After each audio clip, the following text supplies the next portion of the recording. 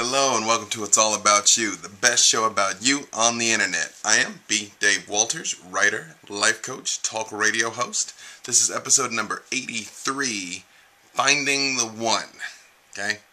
And I'm going to tell you I'm going to keep this one short because I got to go live on the radio here in just a few minutes. And actually by the time you see this, I'll have already been on the radio. But you can find the recordings to the radio episode that I guess I will have just done by now.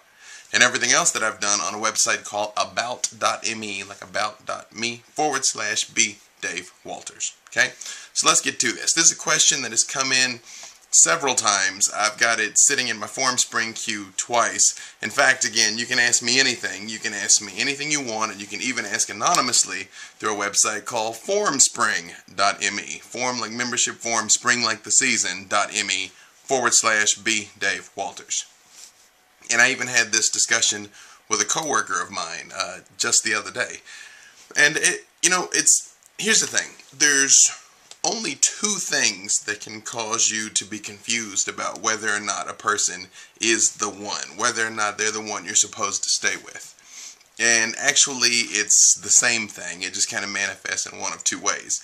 And that is that you're fooling yourself. You're either fooling yourself that they are, or you're fooling yourself that they are not. Okay? So, let's just take a very simple look at something that will give you an idea. Is this person not who you want and you're trying to convince yourself that they are? Or is it that they are who you want and for whatever reason you can't let yourself be happy, so you're trying to push them away? And that question is this.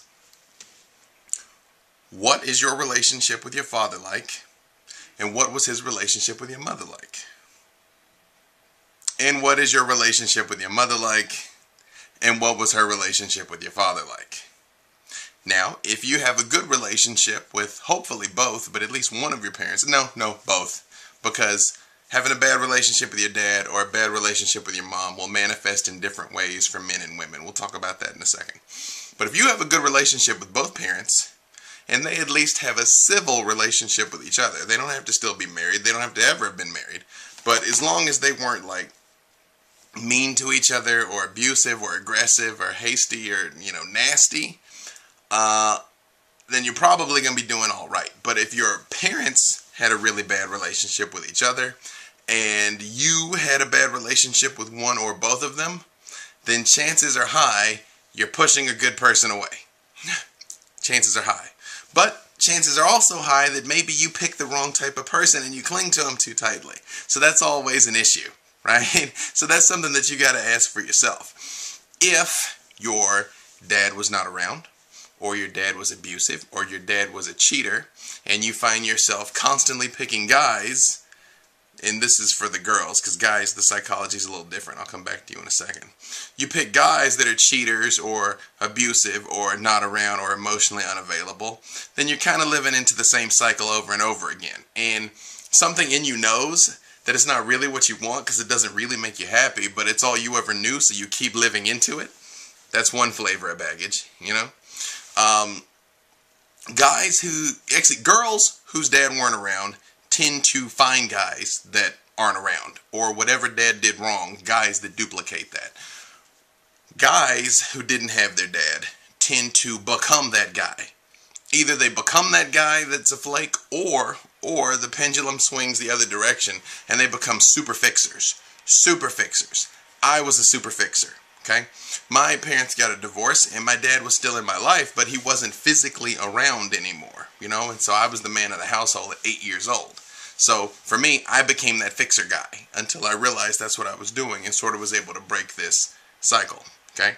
Now, girls who have bad relationships with their mom, they tend to be the ones that have really bad emotional, they aren't emotionally good in relationships because quite frankly they don't know how to be.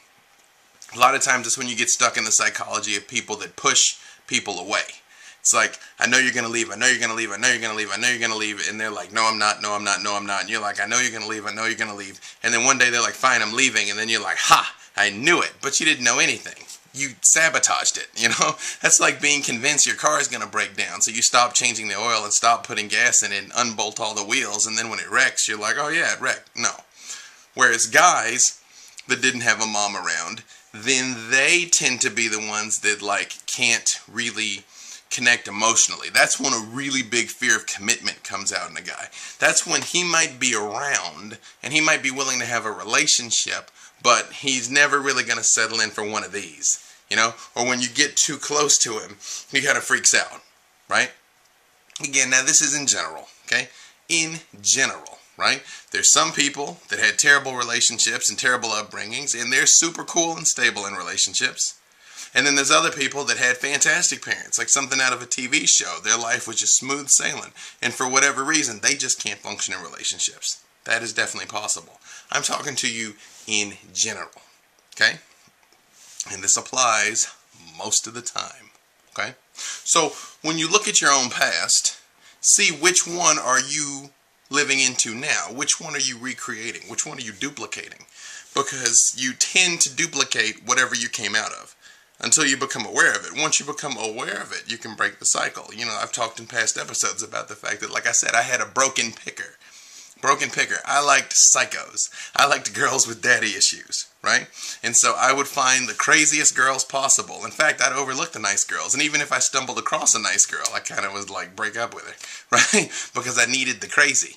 But the thing is, I also had I needed a certain amount of crazy, but man, I definitely had a limit of how much crazy I can endure. So it was kind of like right in here. So I'd get in these cycles of just wanting to help, you know, because no one had ever helped before. She just needs somebody to be there.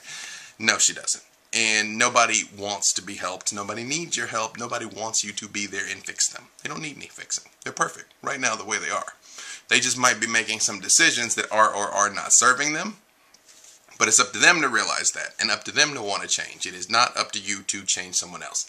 If you get into a relationship thinking that you're going to change them or hoping they'll change on their own, that's the wrong reason. You have to ask yourself, can you accept this person right now, today, like they are, if they never change at all, if they don't lose a pound, if they don't earn another cent, if they don't change anything, if they don't go to church, if they don't do any of these things, are you okay with that? And if you are, we'll stay in the relationship. But if you aren't, don't get into it, period. Because you are not going to be connecting with them authentically. You're not going to be connecting with who they are. You're going to be connecting with who you want them to be. And that is a recipe for chaos, okay? So, if you have a lot of trauma in relationships in your past, then chances are you are the one that cannot connect in this relationship in the present. But there's also the chance that you've attracted somebody that can't connect either. You know, and then you just kind of get two damaged people just kind of going, you know, and that's not good either. And the only way to break that cycle is awareness of it and awareness of the fact that that's what you're doing and that's who you're being, okay? But if you come from a completely stable background, and there's a person that you're just kind of like, okay, right? Because a lot of times people get stuck in this cycle of believing that they should like this person. This guy should do it for me. This girl should do it for me. You know, on paper, they're, you know, sure, they're great. I mean, you know, they're nice to me and they're cool. They like what I like, whatever, right? But if you're just kind of bored, they're probably not the one for you, you know? And I don't mean that to say that life is always going to be this crazy adventure. In fact, right now, today is my anniversary. So, hey, shout out to the missus. Love you. But, you know, over the course of a long-term relationship, there's periods of excitement and really like crazy, like, ooh, and then there's periods of just like everything kind of being mellow. And you pay taxes and you buy furniture and you pick drapes. You know, it's not always going to be this crazy adrenaline-fueled adventure. And if you're always looking for this crazy adrenaline-fueled adventure, unless you can find someone else that wants that exact thing, you're probably in for a rough ride, because it's not always like that. You know, it's just like an action movie. If you have an action movie that is one long action sequence, everybody would hate it. The audience can't stay at a peak emotional level for too long. If you watch horror movies, watch action movies, you know, there's a lot of like activity and insanity, and then everything stops for a while, right? Because it gives you a chance to rest and readjust, and then it starts up again, you know? That in life is honestly a lot like that, right? So, again, I had this conversation with somebody recently who, they were like, well, I'm just not sure, you know, I'm just not sure that this is the person I want to marry. And I was like, they're not. And they were like, how do you know? And I'm like, well, I've looked at the pictures, first of all. I can read pictures of people, and I can look at two people together, and I can tell you everything about how they feel about each other just based on their body language in the photo. Just need to see like 3 to 5 pictures, but I can tell you, like, for certain. Then on top of that, it's how you talk about them. If you only refer to them as your boyfriend or girlfriend and not your fiance, a red flag that they're probably not the one. It's just, yeah, and we've talked before about just the universal relationships test. And if you're honest with yourself, this is 100% accurate. It is 100% right 100% of the time, as long as you are honest with yourself. And that is this: do you spend more time happy with this person, being happy in their presence, thinking positive thoughts about them, and generally enjoying them and them being a part of your life? Or do you spend more time unhappy, arguing, fighting, bringing out the worst in each other, or having to ask yourself if you're happy? Because if you have to ask if you're happy, you're not happy. Okay? Happy is unmistakable. And if you have to think, is this happy? No, it's not. It's not. Okay? Whichever one of those is the truth, there's your answer. If it's more time happy, stay in the relationship, fight to fix it, fight to make it better. If it's more time unhappy, you can try and get it back into 51% happy, but if it's been off the rails for a long time, then chances are it's just run its course, and it's just time for you guys to move on. Sorry, I keep looking at my giant stopwatch over here. And it's okay when a relationship runs its course and it's time to move on. It doesn't make you a bad person. It doesn't make them a bad person. I see this a lot. People's like, oh, well, it's over, but, we live together, and it would just be a hassle to move. I'm like, okay, so you got to divide up your stuff. You got to divide a bank account. Maybe you got to get a divorce or figure out custody of the kids. And that is a headache. But is it a bigger headache than spending 50, 60, 70 years with somebody that you're unhappy with? It's like being in a minimum security prison.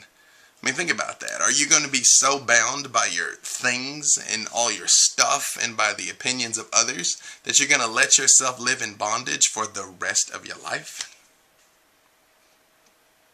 And then sometimes people say, oh, well, I won't stay for the rest of my life. I mean, one day I'll leave. Yeah, then leave today. Prove it. Put your money where your mouth is. Go now. Because let me tell you something. Life is both too short and way too long to spend with anyone or anything that is making you unhappy. Okay? And time wasted is life wasted. Period, point blank. I've gone on record numerous times saying this. If you're over like 25, and man, I'm being generous saying 25 because I got married when I was 25.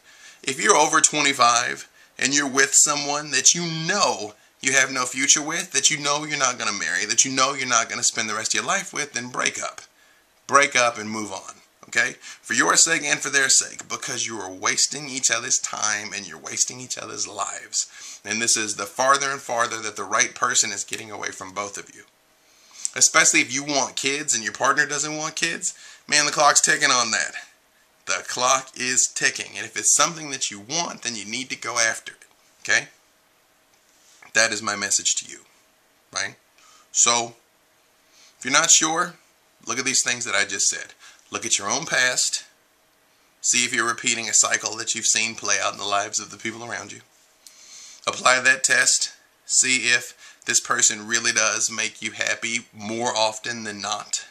Or if this relationship and this situation makes you unhappy more often than not. And let me say this, because I'm about to wind this up. A lot of times people get hung up in making a mistake, right? It's like, oh, well, what if I leave and I can't find any better? Wondering whether or not you can find somebody better is a big red flag that you're in a bad relationship. Because if there's somebody that you really care about and really love, you won't be looking at them through the lens of whether or not someone else is better. Because in some ways, everybody's always going to be better. Unless you've got Brad Pitt, everybody's going to be better. Somebody's going to be better looking. Somebody's going to have more money. Somebody's going to be better in the sack. Somebody's going to have a better body. Always. Always. And that's okay. Because if you love this person, you're okay with them how they are. Remember that old 80-20 rule.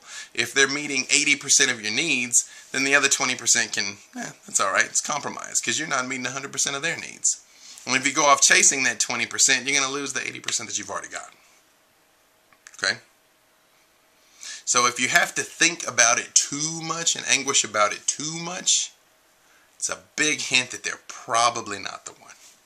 And if you're not sure, ask me. Send me all the details to formspring.me/bdavewalters or hit me up on Facebook, facebook.com/bdavewalters.